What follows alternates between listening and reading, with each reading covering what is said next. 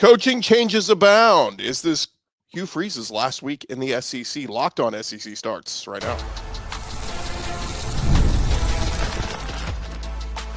You are Locked On SEC, your daily podcast on the Southeastern Conference.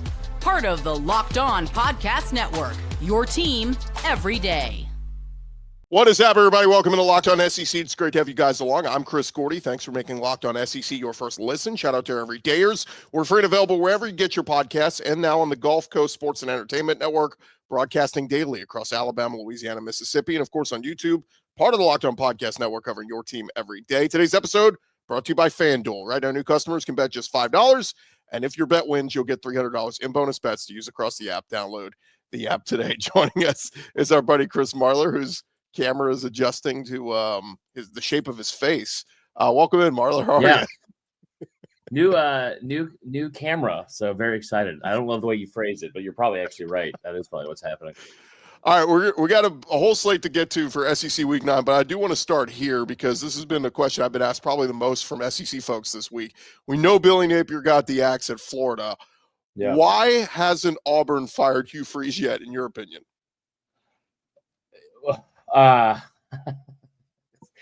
So I guess I'm trying to wade through my brain of not making jokes at Auburn's expense. I will say that the main reason I think is this, the same thing that hampered them in the last two coaching hires, and that is the way that Auburn runs their program is the way that a lot of SEC programs were run from the 60s, 70s, 80s, sometimes the 90s, and that is there is a group of good old boys there that is, I think, around 9 total boosters. And those 9 run that football program. And this is not a secret. It's not like a hot take or a thing that people don't know about. Like it is the same. Jimmy Raines in it. And it's the same thing that kind of hampered what happened when they hired Harsin and some of the stuff that happened when they had the coup with Kevin Steele.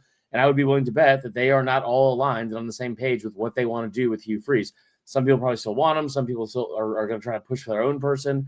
I mean, you keep in mind there were people I remember that were boosters at Auburn that came in and said when they were trying to figure out who they were going to hire next. Who they were trying to hire next, and I think it was before the Harsin thing. There was I think it was Jimmy Raine or people from that little inner circle that showed up to Billy Napier's office, like in Louisiana. And again, this is not like a hearsay, rumor, message board thing. This is things that happened. And Billy Napier said they'd come in, and then he was one of the candidates, and they said, here's who I want you to retain, and here's who I want you to make sure you focus on from a staff standpoint. And it's like, we haven't had conversations with the school. Like it is just a very dysfunctional inner workings there at Auburn, and it has been for decades. And it's one of the reasons why every single time they have a coaching search, something stupid happens, and it's a big joke. It's the same reason why you had a guy like Gene Chizik, who was 5-19 as a head coach, get hired, and then it ends up working out well. So it's because they have a lot of dysfunction and too many cooks in the kitchen. Josh Pate, who seems to be pretty dialed in, he seems to think, or this was his report from this week. He says Auburn is trending toward firing Freeze if the Tigers lose to Arkansas on Saturday. Yeah. But if Freeze wins and turns things around for the rest of this year, he could return next year. Pate saying there's internal controversy brewing there. So, I mean, is it crazy to say, can he turn this thing around? I don't think he can. But I do think they are dumb enough to, I'm not trying to be mean to Auburn fans or anything like that. I'm getting married to one. I fully understand why he's there. But I also am saying at the same time, it's like, they're just, you've seen how they've handled coaching searches before. You saw how they tried to get rid of Brian Harsin before. So yeah, I think they're dumb enough to keep him. They were dumb enough to hire him because he beat Alabama twice a decade ago. That is, they have gone over and over and over again. They have shown who they are and how they run that program. And until they figure out something from a top down, administrative down standpoint of we are willing to do the right things like other normal schools to fix this, they're going to be stuck in this weird purgatory of mediocrity for a long time. Give me a quick thought on this this game. 11:45 Central on SEC Network. It's 3-4 Auburn at 2-5 Arkansas. I'm looking at the numbers, Marler, and Arkansas's offense ranks 4th in the country in total offense. Yeah. 513 yards a game. Scoring offense is 17th, 37 points a game. But defensively, they are absolutely putrid. Total defense, they rank 124th in yardage, 119 in scoring defense. We know how bad Auburn's offense is. I mean, this is like bad offense on bad defense. Like, what's going to happen here? Auburn's going to light it up for 23 points against this defense. I do that. What's crazy to me is that there are somehow 15 or 17 teams worse defensively than Arkansas, because I can't even wrap my head around that. I mean, Auburn should win this game. It says a lot that the line has moved so far over from I think it was like Auburn's a 1.5 point favorite. Now they're a 1.5 point underdog. That is the right line. Like Arkansas should not win this game. The right line was when it opened. I think people discount how good Auburn is defensively, but Taylor Green is one of the best players in the country. I think I'll use my analogy that I always use with this. I use it all the time with Billy Napier, especially. If you're an Auburn fan, it's like poker. You don't want good cards in poker. It's not what the name of the game is. You want easy decisions. And if you beat Arkansas 27 or 31-27 or whatever, and he gets to keep him around for another week, and you just keep prolonging this thing, especially in this cycle when you have that many good coaches that are going to become available, and also that many P4 jobs that are going to be available, and you're going to be trying to compete with all them. You just want an easy decision, either win or like lose, but you want to make sure on Sunday you have an easy decision when you either call him in the office or let him go about his business. Florida and Georgia with buys this week. Give me just a quick 60-second thought on Billy Napier getting the axe. I still think, I say this, Marlo, I still think Billy Napier's a good coach. Yeah. I just think he was in an impossible situation. That schedule every year in Florida was ridiculous. And, he finally got his quarterback in there, DJ Lagway, just, didn't have enough time. You got to win games. Yeah, we've been talking about him being on the hot seat about the 2024 schedule since the summer of 2023. You and I talked about it in media days in Nashville. That's how long ago it was. And I don't think he got a fair shake. I also don't think he did enough to save his job by any means. It's weird that they let him do this on a week that they won. But I don't know. I mean, I think the biggest concern for me is I think he still is a good coach. I hope he gets another shot at it. Maybe it's not a Power 4 level coach, but he is a good enough coach, as we saw what he did at Louisiana for 3 straight years with double-digit win seasons in all 3 of them. But the fact that Scott Strickland's allowed to make this hire is unbelievable. He's the worst AD in the SEC. He's been saved. The golden parachute is Todd. What's his name? Golden, literally, I guess, golden parachute. And he's been awful. I mean, he's going into last season. He had 8 hires and 6 of them had losing records. And so, how does he get to make this decision? That's crazy to me. Real quick, because I didn't ask you at the tail end of the Auburn recap. Will this be Hugh Freeze's last week? Yes or no? I'm gonna say no. Okay. I think I'm with you. I think he survives. We're one quick baseball nugget, and we'll get back to football. The news yesterday, Tony Vitello officially accepted the San Francisco Giants manager job. He is the first college coach to ever jump to the pros, having never coached in Major League Baseball before. It's wild, but I mean, what do you make of that? It's funny that he's the first ever, and it's like you go back in the history books of college baseball or professional baseball, it's impressive and it's crazy. I bet you there's also guys that were there were like butchers in the offseason that were still playing like first base for like the Red Stockings back there in the old Cincinnati Redlegs.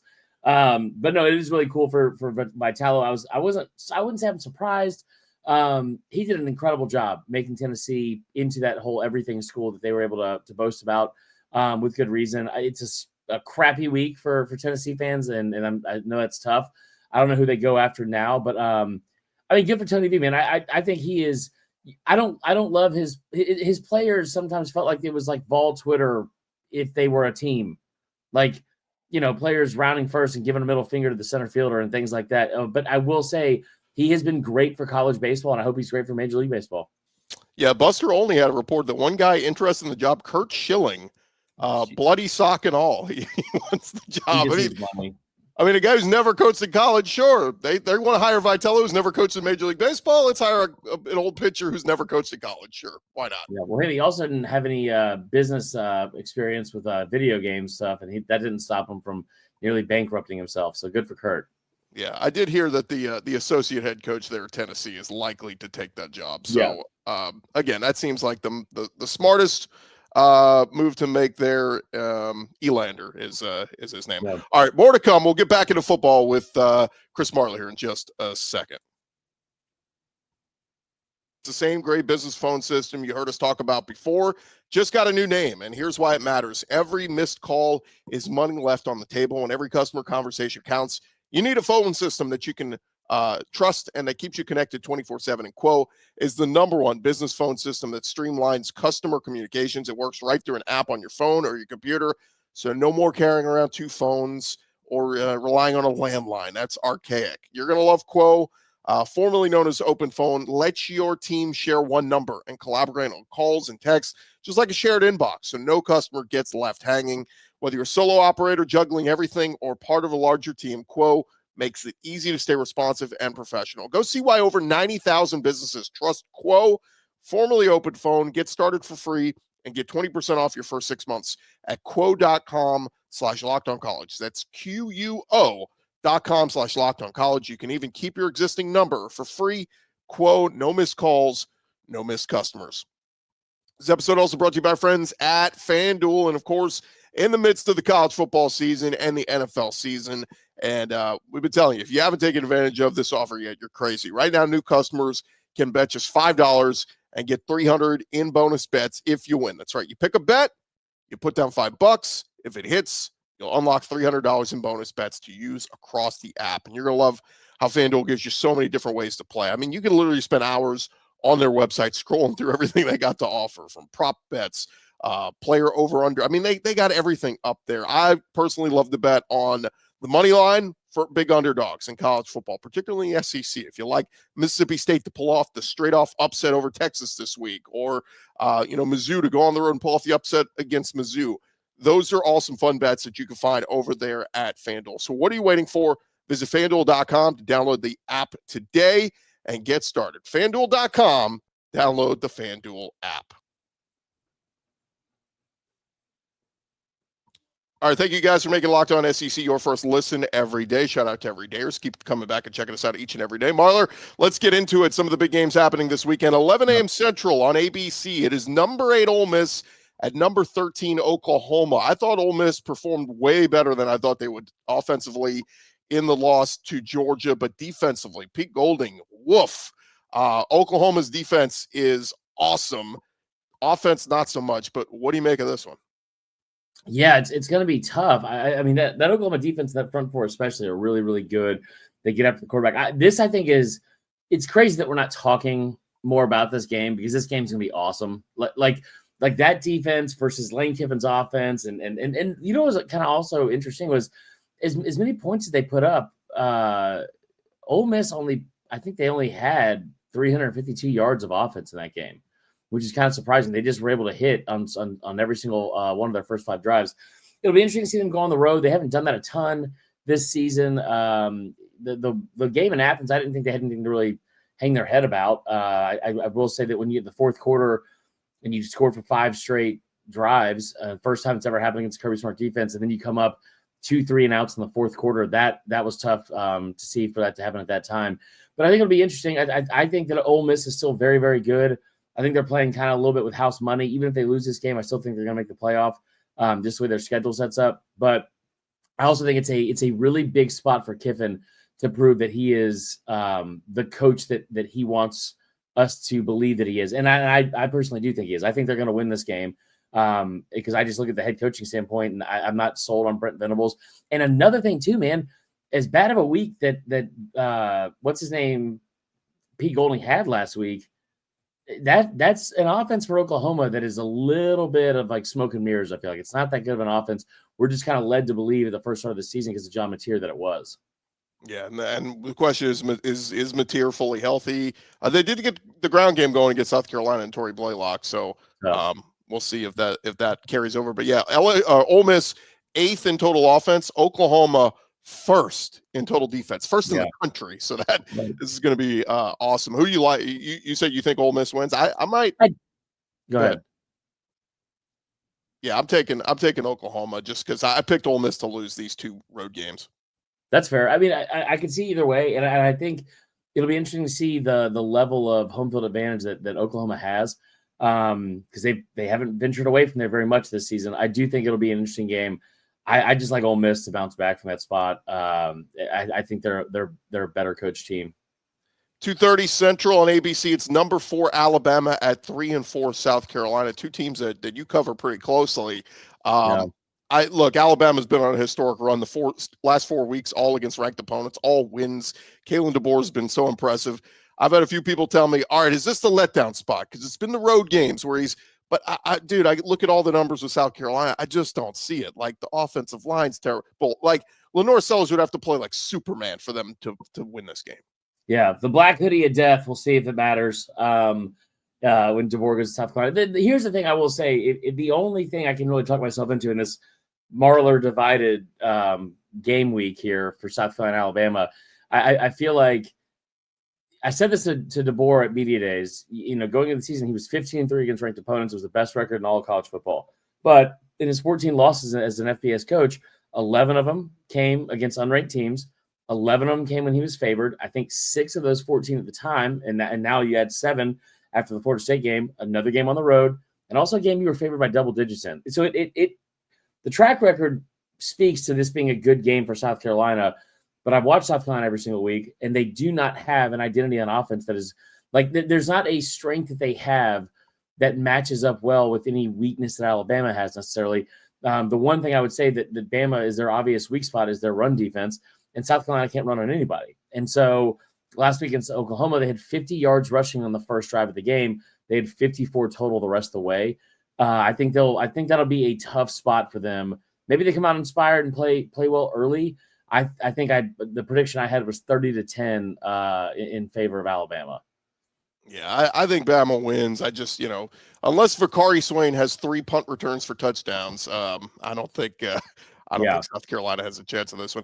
How about 2:30 Central on ESPN? It is number 15 Mizzou at number 10 Vanderbilt. College Game Day is heading to this one. Man, I'm a buyer in Diego Pavia and Vanderbilt. I thought that the spiral was going to start this last week. I thought the loss to Bama would lead to a loss to LSU, and then they go 8-4, and we'd be like, nice season. But I'm all aboard the hype train. I think Pavia for Heisman. I think him and Ty Simpson, I think, are going to New York. Especially if they win this one. Bo Prabula was kind of okay. Nice win at Auburn, but I'm all aboard the Vandy hype train. I think they win this one. Yeah, I'm kind of with you. I think Missouri, if you had asked me this 2 weeks ago, I would have said Missouri hands down. But the run game is kind of disappeared a little bit. Ahmad Hardy has not been as good. And part of that's maybe you're going up against better defenses, but I still am confused as to what the game plan was.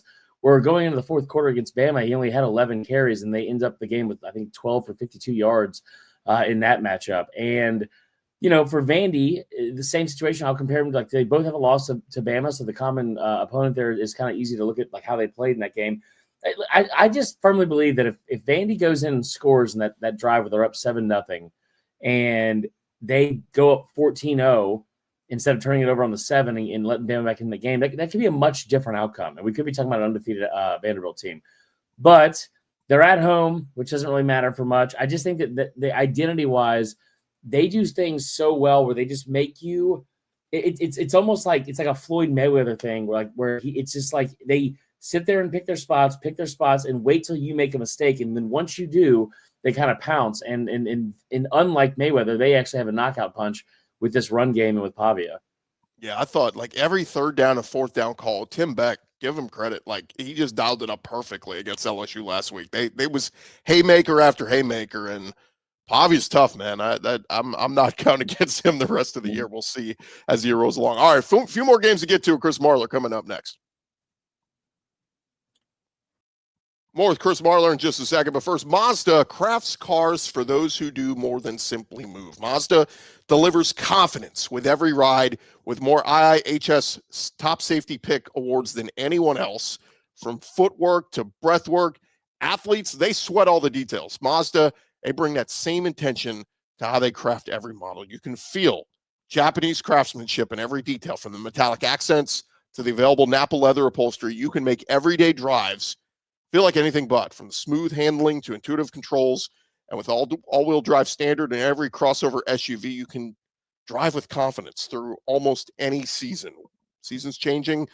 You're going to love driving your Mazda. Like our players, we sweat every detail, because when you make every move count, impossible becomes irrelevant. Mazda, move and be moved. But telling you, if you're looking for a new vehicle, might I recommend our friends at Mazda. Mazda, move and be moved. All right, Marler, a few more games to touch on here. Let's 3:15 Central on SEC Network. It's number 22 Texas at 4-3 Mississippi State. The cowbells are going to be clanging in Arch Manning's head. I was at the Kentucky-Texas game last week. Arch Manning's putrid. I mean, seeing it in person, between every possession, Marler, he's like warming up and he's like throwing it and he looks great. And then he goes out there and just can't throw the football. So, look, I know Jeff Lebby and them have not won an SEC game yet, but man, do I want to pick them in the upset here. You know, the whole thing with Texas that is frustrating with Arch Manning is it's an arm angle issue, in my opinion. And Steve Sarkisian does a lot more about college football and football in general than I ever will, and I'm not going to pretend otherwise. But we get on to Dylan Raiola all the time about him trying to be too much like Patrick Mahomes and this whole, like, you know, everything he does trying to mimic that. Arch gets away with so much crap from a mechanics standpoint that's so bad, like just dropping down arm angles, standing flat-footed, waiting till the last second to let go of the ball.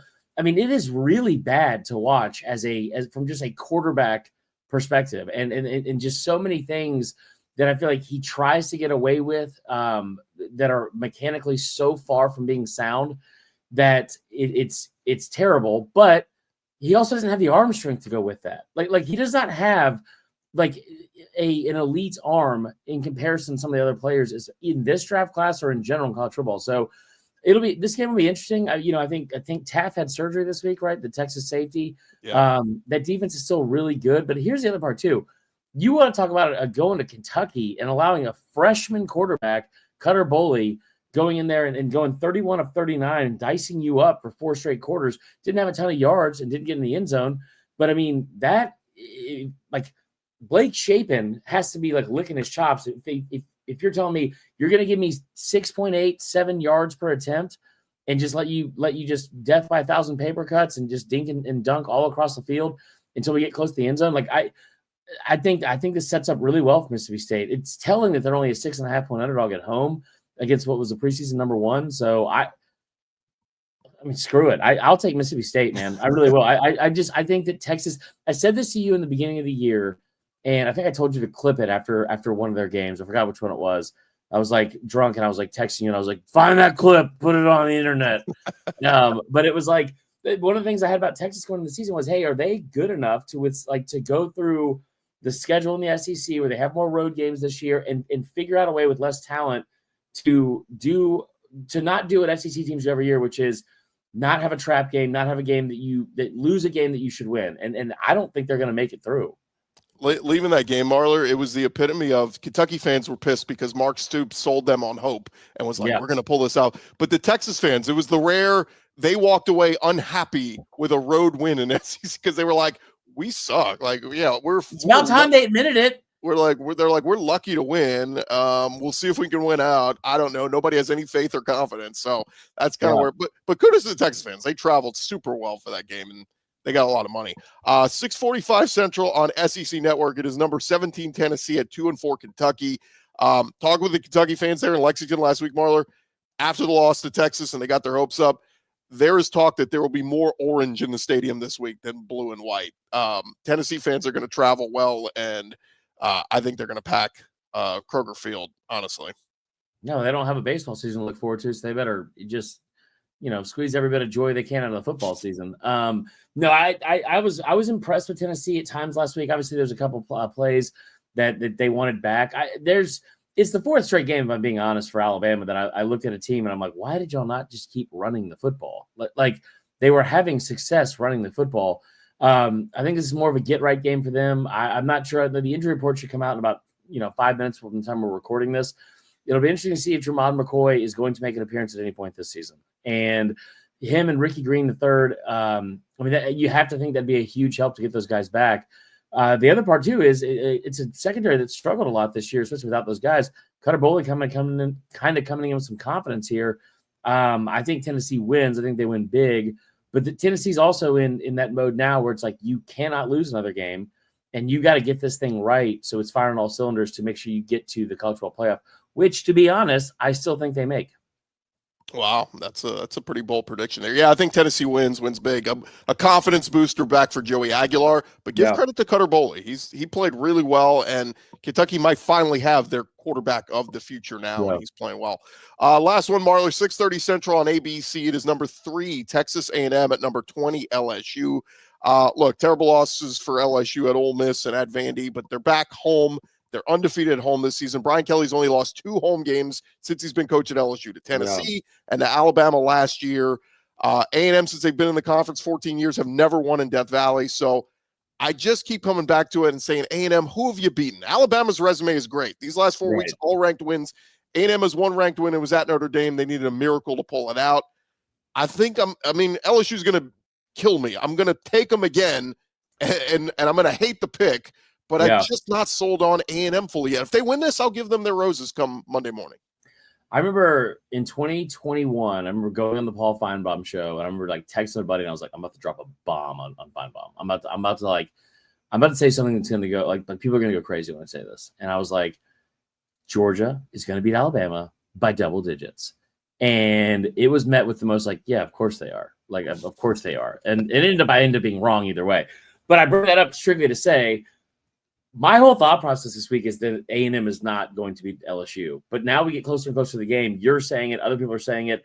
So maybe I'm not as unique as I thought I was. It's like high school all over again. But, I mean, I will also say that A&M coming in here, Brian Kelly's like 18-1 or 19-1 in night games here in Death Valley. I'm in Baton Rouge right now. It feels like the sky is falling. There's a lot of people. Oh, hold on. There's a lot of people that are upset with Brian Kelly, and rightfully so. There's media fighting with each other on social media about who's not asking enough tough questions. It's unbelievable. But I will also say this, and this is what I've said since day one on Sunday when we started talking about this game. A&M's given up or been on the road twice this season. And once to a good team, once to a bad team. They've given up 40 points in both those games. I know how good those offenses are, and I know what LSU has. But A&M has not gone on the road and had to face a team I think that's as talented roster-wise as LSU. I still say that at some point they're going to put this whole thing together. I do love the fact that A&M has the best pass rusher in the SEC, leading the SEC in sacks. I think he's third in, tackles for loss. And the offensive line for LSU has been really, really bad. And they are not going to put Carius Curran, the former 5-star, out at left tackle. They're going to go with DJ Chester, which I feel like is a bad move.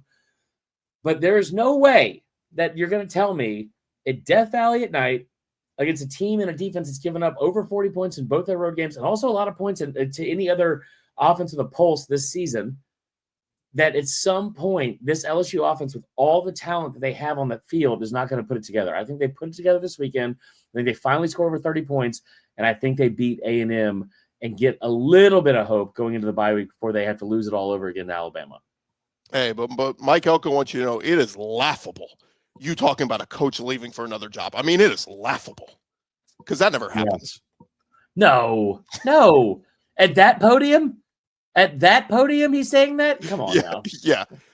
See Jim Schlossnagel. Right. Look that up. That happened a year ago. So go check that out. He is Chris Marler, of course, Locked On Gamecocks, of course, working with LouisianaSports.net and plenty of different outlets out there. Marler, always appreciate your weekly visit. We'll do it again next week. Sounds good, brother. All right, that is Chris Marler. Hey, as we wrap up here, a reminder to check out Locked On SEC simulcast daily on the Gulf Coast Sports and Entertainment Network. For any of our listeners who live in Louisiana, Mississippi, Alabama, you can catch us weekdays, 11:30 a.m. Central on the Gulf Coast Sports and Entertainment Network, home of the New Orleans Pelicans, which they're back in season. I'm sure a lot of folks will be checking out. I'm Chris Gordy. It's been Locked On SEC. Come on back tomorrow as we get you ready for the weekend.